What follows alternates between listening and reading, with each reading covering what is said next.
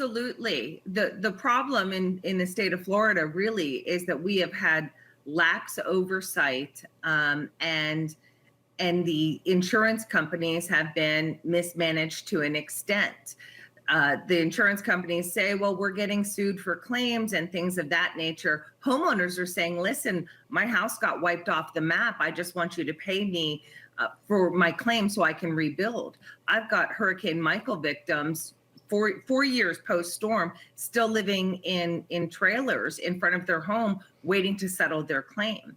So one of the biggest problems that we have in the state of Florida is that insurance companies are not made to fully and timely pay their claims. And that's the barrier to rebuilding. It also can lead to a foreclosure crisis, right? So you have folks that just throw up their hands and say, we're just going to leave the property. It's not worth fighting about, et cetera. And so we're in a really difficult time here in the state of Florida. We have blue tarps still in the panhandle. We're now going to have that swath through the middle of the state. What do you say, though, regarding the insurance industry's arguments blaming, like you mentioned, Florida's tort laws, which help drive up costs, right, because it encourages more lawsuits against insurers than in other states. But also there have been a lot of fraudulent claims as well where insurers have been forced to settle in addition, correct? Yeah, so that's a more intricate debate, and I'd be happy to get into some of the statistics with that. First of all, one thing to know about your insurance policy is that it's a contract. This isn't tort. This isn't personal injury. Someone saying, hey, listen, I got hit by a car. It really is a contract where on the happening of a certain event, like a hurricane, your insurance company is supposed to answer the call. And the fraudulent claims, we agree as the trial lawyers that you need to stamp that out. And we are willing to work with the insurance companies to get that out. That's not good for anybody. So it's what? Not good for homeowners. Right. I mean, all around. I mean, there's so many factors that need to be addressed, right, in terms of regulation and making sure that these insurance companies are actually giving adequate coverage when people are paying up. But what about in terms of, I mean, if I'm a Floridian who's just been through a horrendous storm, you have insurance, you think, okay, well, at least my insurance will cover it. But I mean, what can they expect in terms of what kind of coverage they're going to get and their premiums going up? Is that guaranteed? So the premiums are going up regardless, even if you didn't have a storm event at your own personal home. Yes, your premiums are going up. And what is covered, again, has diminished. In the past several years, the insurance regulator for the state of Florida has had the ability to reduce roof coverage. There are sublimits on water damage and so on and so forth. And so people are buying this product because they have to, right? And it's covering very little. And then when they do have a claim, in their time of most need, we have a problem in the state of Florida with insurance companies not paying their claims.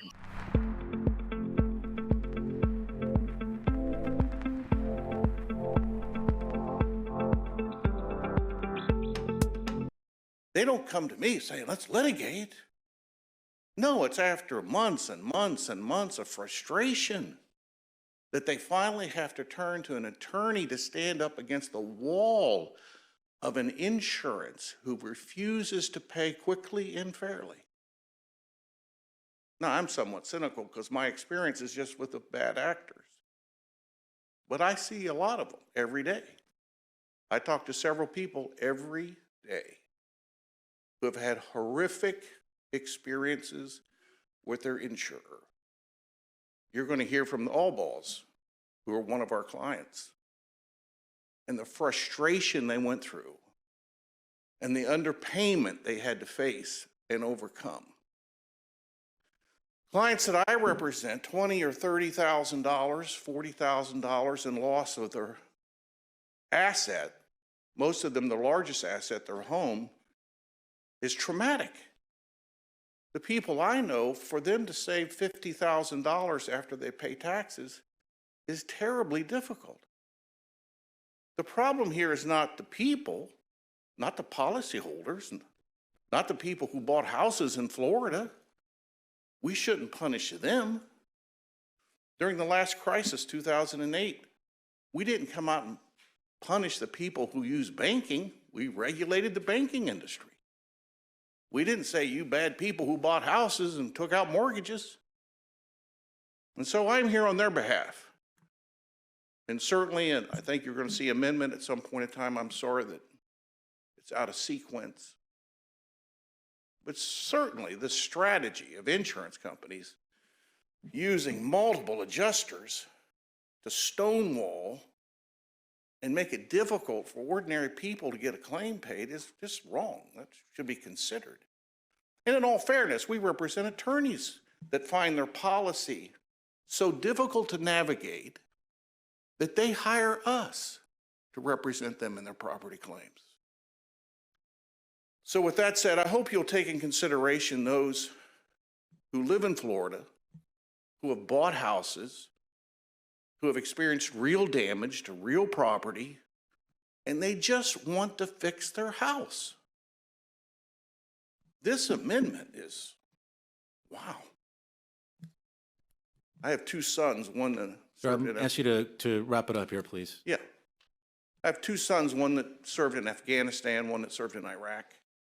I asked them what they'd like to do as a treat. They said they'd like to go hog hunting from a helicopter with a machine gun. I thought that was crazy. I said, that's kind of excessive, don't you think? I think this bill is kind of excessive. Thank you for your time. Thank you.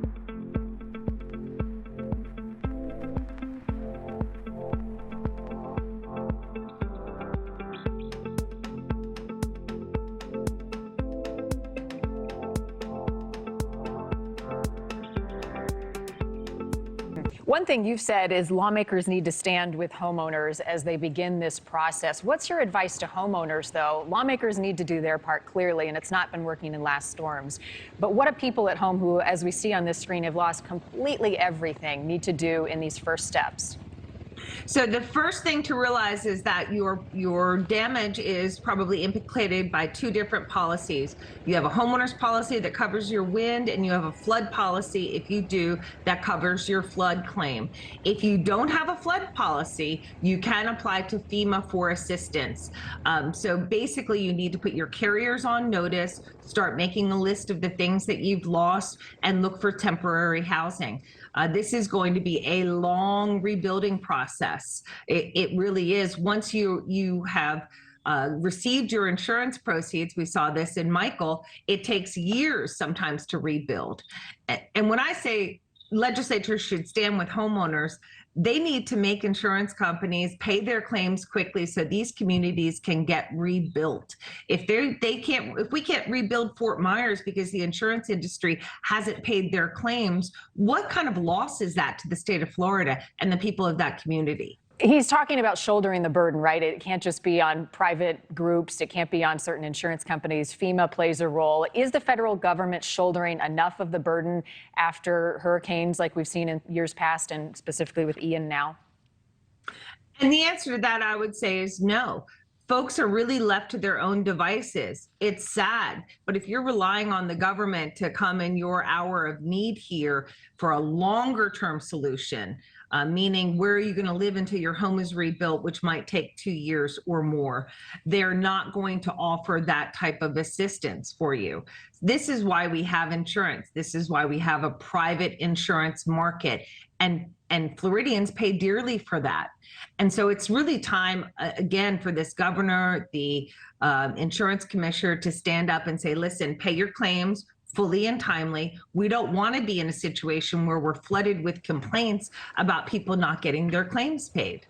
Well, it's an ominous journey that they have ahead. And Amy, I agree, it is frustrating in people's greatest time of need that they have to jump through so many hoops to get the aid that they so deserve and that they've been paying for because they had insurance. Come back and talk to us, because this is going to continue to be an issue. And I'd like to see the pressure be put on so many different groups to make changes that we don't have to be talking about this after the next storm.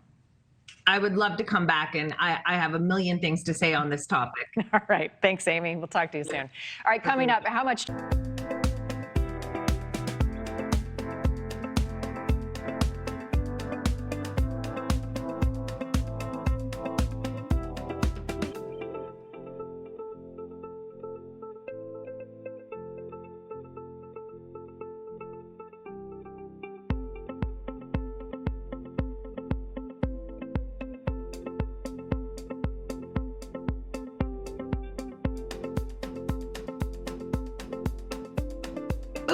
Tell I'm me, sorry. Amy, I want to understand this one-way attorney fee statute that he's referring to. What is that?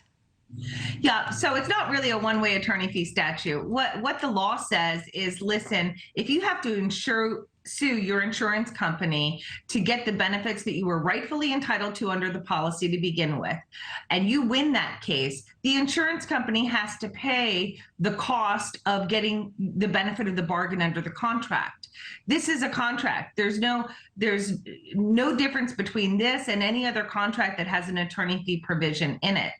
And so it's really meant to help homeowners, right? How could a homeowner fight, a State Farm, for example, in 5 years of litigation and experts and so forth, if they didn't have attorneys to represent them and have the insurance company pay the cost of being wrong? Let's remember that. They're wrong here. They lose the case. That's how they have to pay attorney's fees. So what's the fix here? I mean, the governor is saying he's going to call a special session to address this, to try to get people the help that they need after Ian. You're talking about a storm 4 years ago that they're still not getting the help.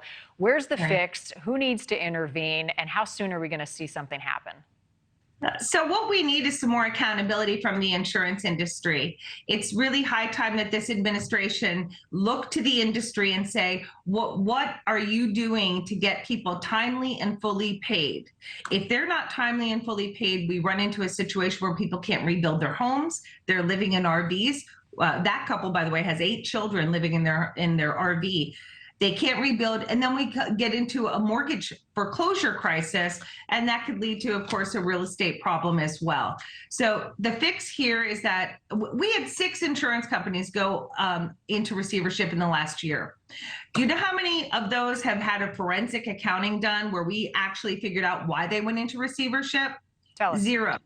None of those. And the 6 that went into receivership before that, ending in 2017, all involved self-dealing and mismanagement on the part of the insurance industry. Well, and Amy, you bring up these people, they can't pay to rebuild their homes. How are they paying attorney fees? Right, they can't pay attorney's fees. That's the whole point. And so the insurance company, if they lose and they drag the folks through years of litigation, they ultimately have to pay the piper for that. We already have a climate in the state of Florida where carriers don't have to fully and timely pay their claims, or if they do, there's not a huge penalty for that. Then we get into, all right, go ahead and sue us. Once we sue them and they are proven to be wrong, shouldn't these homeowners be made whole? I mean, that's what it's really about.